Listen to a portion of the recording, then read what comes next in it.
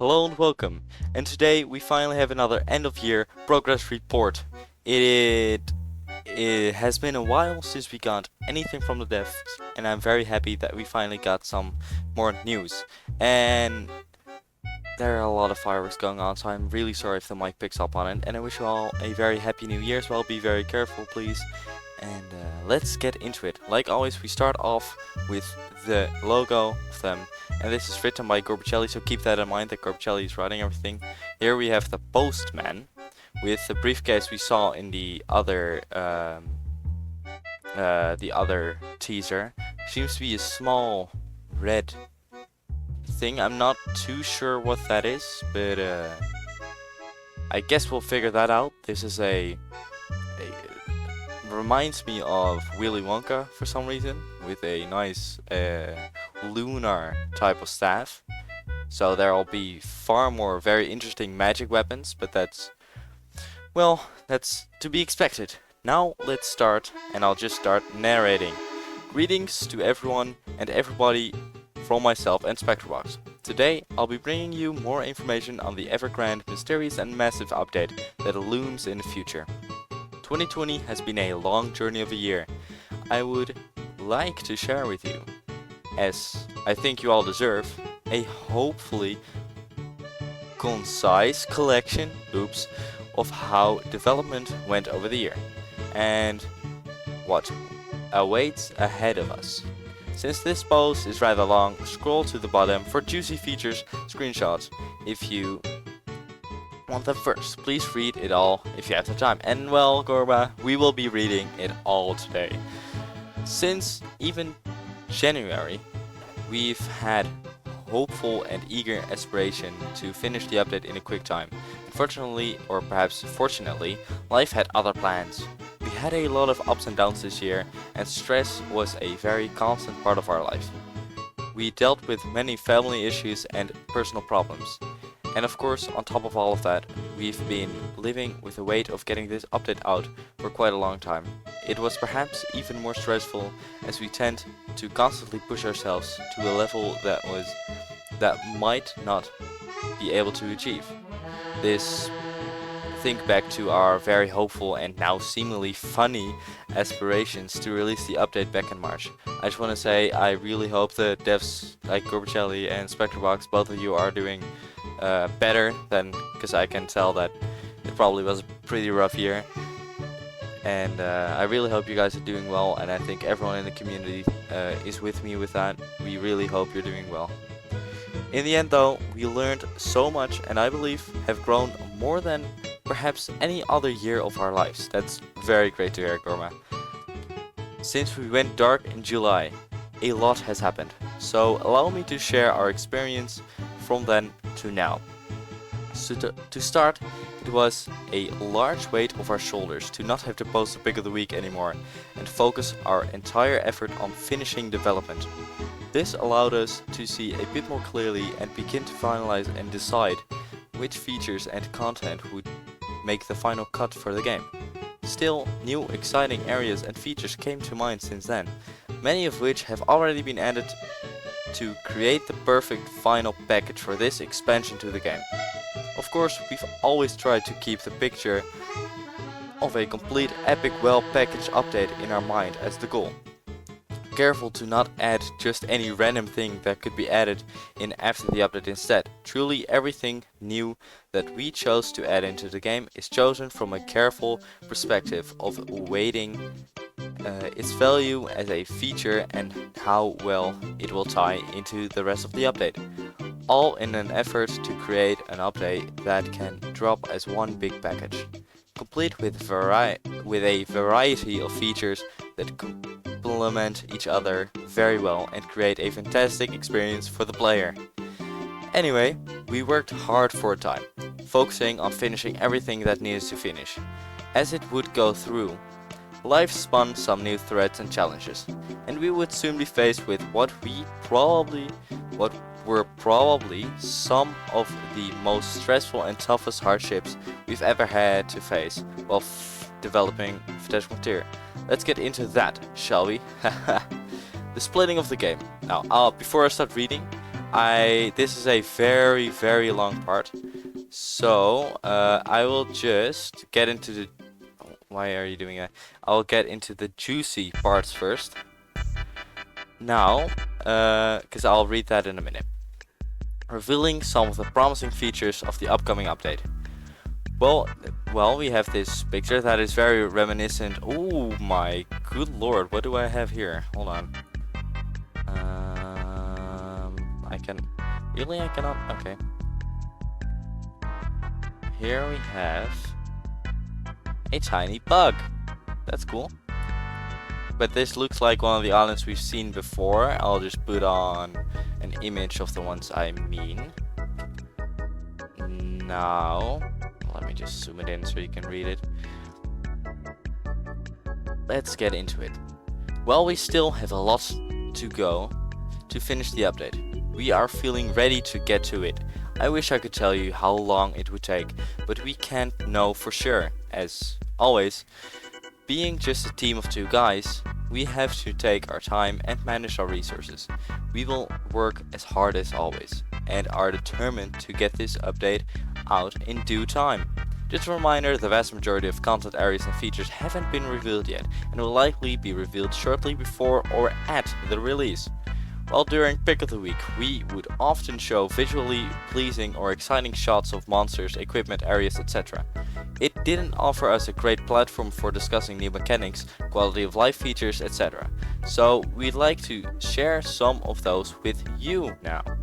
Friends list, yes, we've seen this from the GUIs.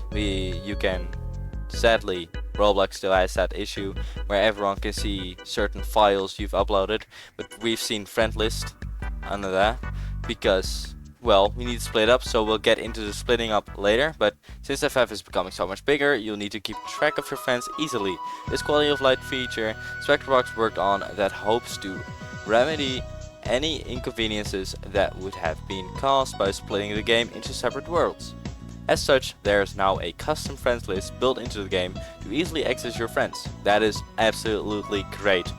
To see which worlds and which servers they are on. With it, you can easily join a friend if they're not in your current server. And allow/deny different friends to access to your private server. Oh yes, I didn't read this the first time. Allow/deny different friends to access to your private servers easily. That's amazing. That is truly an amazing feature. Because, well, some of you might not know how annoying it sometimes can be while streaming, but that is absolutely an amazing feature. Thank you, Gorba and Spectra. We even added an option to allow friends or friends to join you in a private server if you wish. That is absolutely marvelous. Oh my god, that is amazing. If you're in a server with friends already and one of you travels to a different world, you will automatically follow that friend if you travel there as well. So don't worry about getting separated or having to rejoin your friend at any time. I believe that Spectrebox and, well, probably Gorba a bit as well, but they have focused so much time to make this work perfectly. Because if you do not have the linking different parts of the game working, then it will be off. But I think they nailed it so far as I can see. Oh, now we're getting into the juicy stuff. Okay, BOSIs/banking. BOSIs are a new NPC that allow you to transfer items to and from your inventory to any storage chest you own across the entire game, across different worlds too. That is amazing. Most require a small fee, but are a great addition to the game. Some BOSIs are more expensive if they are exceptionally useful or late game locations, so the player can decide to use them quickly move their items for a fee, or save money and do it manually. We feel this is a lovely feature that allows players much more freedom and fun, and much less frustration managing items or trying to find where you put a specific item in one of your many storage chests. And here we have the image we've all been waiting for. Now, let's see. Like, sadly, we cannot see the NPC itself. It's kind of... I was hoping to see the NPC, But as you can see in the corner here, there is grass, like we've seen before. The fog, well, that's a bit sad, I guess. Most of us were hoping for a new fog, but that is the same fog, I'm pretty sure. Then we have the boomerang item. We've not seen the boomerang item yet. That is awesome. I've only seen it in the pick of the week. Then we have some salad kind of thing. Then a fruit bowl and some, well, looks like cherries from what I can see. And then you can oh wow, that's amazing. This is the red ogre in the topple tutor. That is probably that small house. Topple loft. That is that house back there, I believe. Topple castle. Yep. Topple castle 2. Okay, these are the castles. Oh, that's all they own. I see. That is amazing. I wish I could like see the towers and stuff as well in here. But this is absolutely amazing. Well done, guys. Okay. Save slots. Although confirmed less formally already, save slots are officially coming to Fantastic Frontier. This allows you to start a new character from scratch and keep your old character as well on one Roblox account. We know this feature was highly requested, so we are happy it will be a part of the game. There are slots for 5 different characters total, all of which can be reset if desired.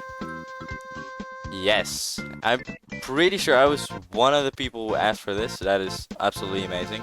Starter classes. 9 new starter classes have been added to the character creator. These classes allow you to pick a specific gameplay style to focus on at the beginning of the game, offering new and unique item setups that will make a new player experience more engaging, fun, and specialized to their tastes.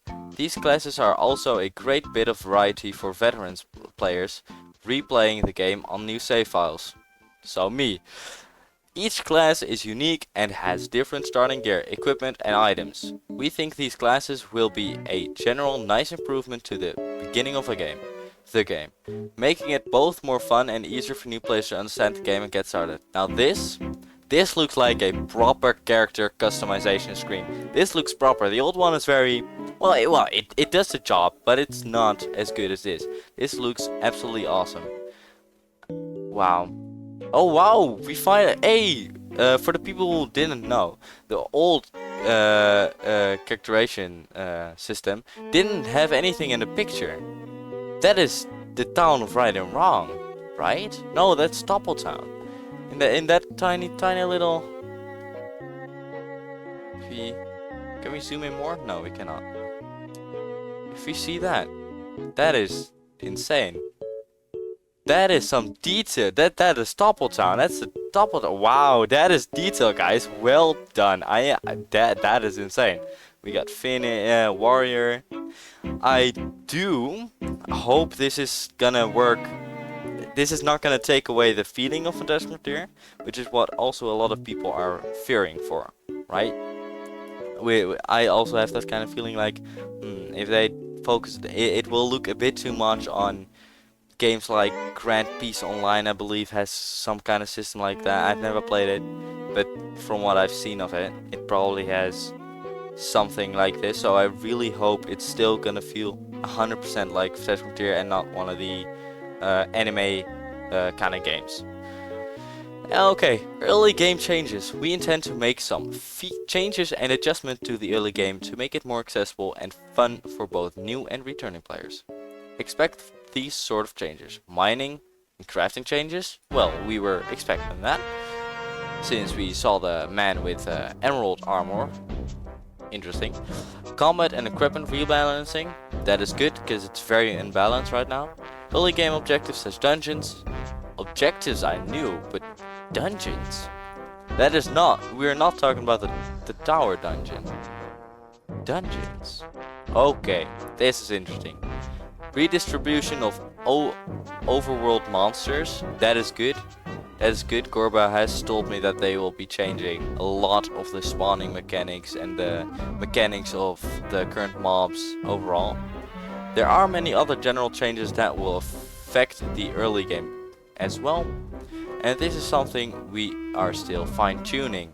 We like to make the early game both accessible and playable. So if you have any suggestion on this topic, please mention Spectrebox or myself, Gorbachelli. Well, that's all for now. Thank you very much, guys. We appreciate the support as always, and we won't let you down. See you when the time is right and the stars begin to align again. And then we have a tiny rig model. Probably related to one of the... it's all in the main colors of FantasticFrontier. Red, yellow and blue. Probably might be related to one of the mini games. Now let's get into the splitting of the game, the biggest part of the story. Okay, splitting of the game. We knew this was gonna happen since, well, some of us really scope out the dev stuff. Most of us scope out the dev forums of Spectrebox to see if we can help him in any way, shape or form. And we've seen this for a while. This is a very long occurring problem, and none of us really knew the issue aside of perhaps splitting up the game. And that's what they said in the comments as well, so we didn't really go after it anymore. This part will be a bit long, and splitting the game may seem like a serious impact onto your gameplay experience. Rest assured, we believe this will not be the case at all, so don't be worried as you read this, as most of this has already been resolved, and surprisingly, the game has turned out, in our opinion, much better off because of the changes we were forced to make. So, as we continued on with work, as we usually did, one day we began to notice some problems while developing the game. First, let me preface this with that we are used to dealing with Roblox changes, things and updating Studio. There were some scares in the past. The worst from before was probably when Roblox was going to change all the terrain textures to the new ones, which greatly altered how many of the environment we've made looked, as it did for most developers. Luckily and reasonably, Roblox never pushed that update after the developers community pushed back. Yes, completely understandable. I saw that when it happened as well. I was very shocked to see what Roblox had planned. I was like, oh my god, you're not gonna do this because it will ruin FantasticFrontier. But luckily, it still all looks very good. But overall, nothing affected us too harshly despite being worried about changes. Even before the main problems that showed up, Spectrebox had started to become disheartened by the amount of changes Roblox would make to Studio. He and I, of course, do know those changes were made with the best intentions, in an effort to improve things. Still, all of those changes were still quite small potatoes compared to what we eventually ran into. And I want to state that it was not Roblox's fault that this happened, as we also had many faults of our own that led to this occurring. Anyway, as you know, FantasticFrontier was already quite a big game, one of the biggest there was, I'm pretty sure. With all the stuff we added in this update, and we're continuing to add, we began to worry about its size and Studio holding up. However, for the longest time, the vast majority of the updates, part, terrain, etc. had been added and things were still running smoothly. Studio worked fine and so did the game itself. Now, games and their engines are quite finicky at times, so it's no surprise that a small update can change a lot. One day Roblox updated Studio and we began to experience a quite concerning problem with our game. The first problem was Studio began disconnecting us from our Team Create project that we built most of the game on. At first we shrugged the problem off, as we would only disconnect once about every 30 minutes. Day after day though, the problem persisted, and it actually got worse, where I would disconnect after only 5 to 10 minutes at times, so my work on the remaining environments came to a screeching halt. As there was another more annoying factor to the disconnection, it turned out that I had a chance of losing about 5 to 10 minutes of progress every single time a disconnect happened. You see, the disconnection was rather random, and would show up subtly at first. Eventually I learned the signs and then disconnects us fully. Well, when this happened, I kept losing progress over and over, which was quite frustrating. I tried to work with saving backups constantly and autosaving, but even so it didn't save much time. As you can imagine, having to open up Studio every time after a disconnect took a lot of time as well. And even more time if I went into a backup and got what I had just work on and put it back together in the main world. But of course, by then, I would be due for another disconnect. Obviously, we knew this was a big problem and was slowing us down. Spectrebox posted our problem in the dev forum, but unfortunately for a long time there wasn't much help. Though we did eventually receive some help from some great members of the Roblox staff, the problem still persisted. It was understandable, we were one of the only games experiencing this disconnect, and we had a gut feeling that the size of our game at fault of the issue. We began to think solution and took our time, and unfortunately most of our development efforts at that time went to figuring this all out. Exactly. Like, some friends of mine often think, hey, what do we have anything we can help the devs with? And when we saw this, we really didn't know what was happening, what was causing it. We were thinking, how could we help? And most of us probably were jumping to the conclusion, oh, maybe the game got too large since it will probably be the biggest game in Roblox. But we couldn't know for sure, since we cannot test it, we cannot figure it out ourselves. So we never got to posting something to the report itself. So, unfortunately, we soon had another. Wait, hold on. Unfortunately, we soon had another problem occur outside of Studio and inside the game itself. We could not get into the game in play mode at all, receiving an odd disconnection error when we tried to load in. This is when our stress really peaked, and we definitely went mad. We posted this problem as well, but alas, we were one of the few who had this problem, though others were having it occur too, more so than the studio disconnects. Eventually though, talking with others, we realized the main problem seemed to be having a large place file with a lot of assets to load in at once, and something with the Roblox servers had trouble and would cause an error. So we understood, to our despair at the time, something drastic needed to be done. For a while we went through days unsure of what exactly to do. But eventually, we found the solution. Despite the pain and worry, we knew we wouldn't give up.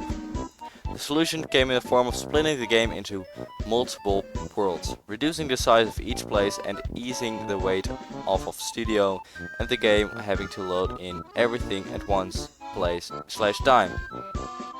We knew it was a drastic and scary thing to attempt due to our game's framework being quite, well, outdated and not designed with multiple places in mind, but we had to do it. Initial testing revealed that splitting the game up would fix our problems. When things were moved out to different places, we tested and saw that the disconnect and the errors connecting to the game had gone away. This was a great relief and we knew we were going in the right direction. Still, that was just initial testing and the actual splitting had to be done. So we got to work at it. Spectrebox doing the majority of the labor. I was still able to work on other things on local files. Eventually breakthroughs were made and things returned. Returning to a normal state of development was seemingly very feasible. Still, this took a lot of time out of both my development time and finishing the game, and even more from Spectrebox's. Still, as we began to split the game, Spectral worked on other features that needed completing and coming up with new features for the game with splitting in mind that would make the game cohesive and fun still. Massive props to Spectra, who used the package feature in Studio to connect all these places. It was a huge effort to connect all the original features and content together so that each world can have access to it. Think items, equipment, stats, and more. While there is still work on splitting to be done, we are happy to say the majority of it is all complete. along with bonus features that make the game better with split worlds and just better overall. So what does this mean on gameplay level? FantasticFrontier is now split into multiple places, but they are all connected and you can easily traverse between worlds seamlessly. When you go from one major world to another, there will be a loading screen. Other than that, everything will feel much the same. So the planned major worlds are as followed: the Frontier, Old Frontier and Matamata. There will probably be a few changes to the Frontier, so don't think it's the complete Old Frontier. We of course got grass, that's something.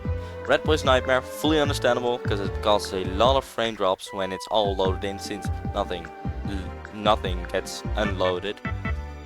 The Otherwood Tower, no changes here, just listing it as its own world as it's always been. And 2 new major worlds with new content and areas. This is what we've been waiting for. These worlds are where the majority of new things are coming in the update will be. Separating the game into these worlds can give you a sense of scale of the upcoming update. The areas coming are so large that we decided that 2 worlds would be appropriate. 1 world for the early stuff in the update and 1 for the slightly more late game areas. Just the first world, which holds the biggest areas and zones in the entire game. So think of also the entire Frontier, right? The entire game is already much larger than the Old Frontier and Red Boy Nightmare combined. So all the rumors we've had, all the things we've said are all true. This update is gonna like double / maybe even nearly triple the size of the entire game right now. So hopefully that is an exciting statistic for you and shows you we've been quite serious about making a really epic sized update. So what can we conclude about all this splitting? What are the benefits? Well, firstly, we are now well equipped to finish the game without much worry or errors. Disconnection and development can continue on smoothly in both working studio and game itself. I really hope that's true, guys. I really wish development for you goes smoother, because that's less stress and an earlier update. Each world should run a lot smoother. This is a huge benefit in our minds, as we went with our original plan to release. Mobs would have had to be more scarce and spread out.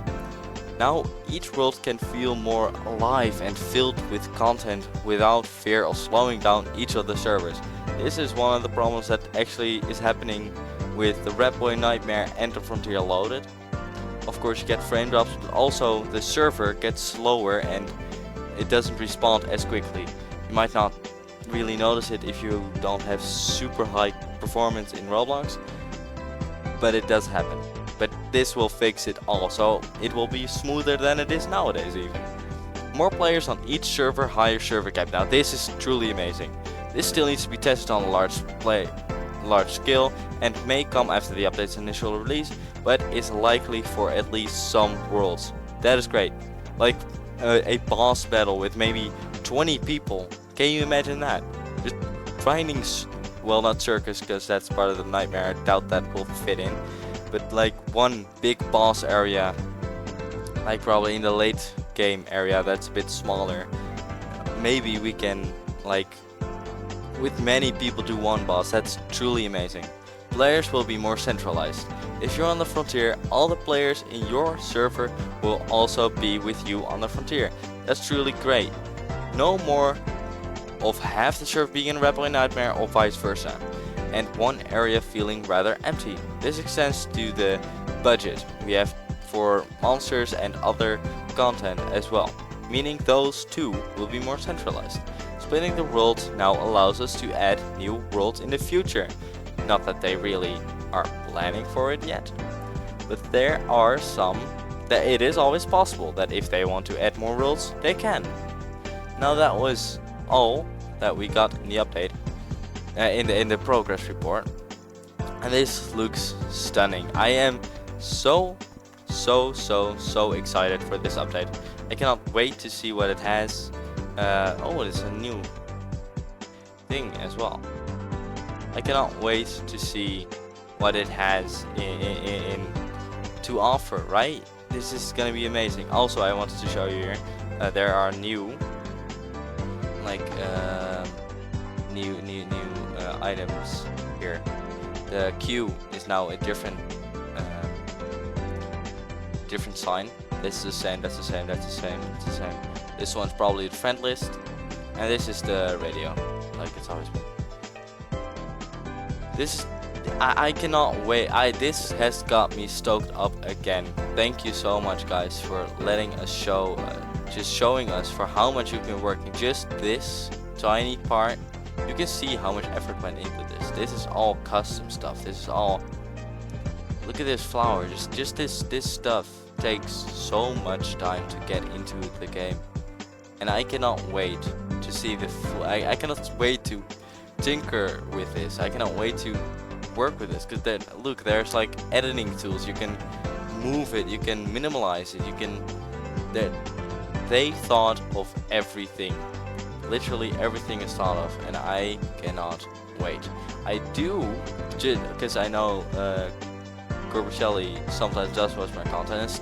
Just think, I doubt you made it 30 minutes into it, but if you did, I'll probably send a message to you as well. I have one tiny tip that could be very useful in the splitting up part here. There's now a custom friends list built into the game, yes. To see which roles, yep. Yes, and allow deny friends to access your private server easily, and their friends to join as well. I have another tip. Maybe you should create a code. Like everyone, the owner of the private server gets a code for that private server, and then other people can put in that code somewhere and then join that private server as well. So like, for example, while someone is, I don't know, with a bunch of people in a Discord call, and you don't want to friend everyone, right? You just show them, hey, this is the code. Just put it in your game and join it. You can of course join the link for the private server, but I'm not sure if that will work as well as a simple code in the, like a 4-letter or 4-number code. That's one of the tips I have. And I want to thank you all so much for watching. I've been gone for a while since I, well, had school and some other stuff behind the scenes. And it's amazing to see this. And please, wait, hold on. Defensive melee, oh, you get bonuses. Powerful reinforced blade, that looks like that one.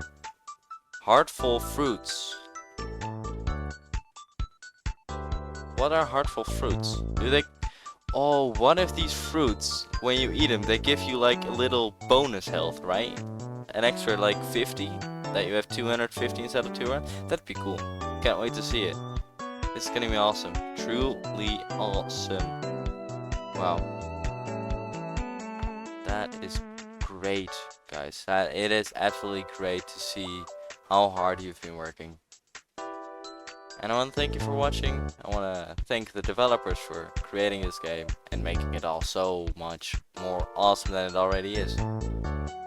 Take care, guys. See ya. And don't get killed, of course.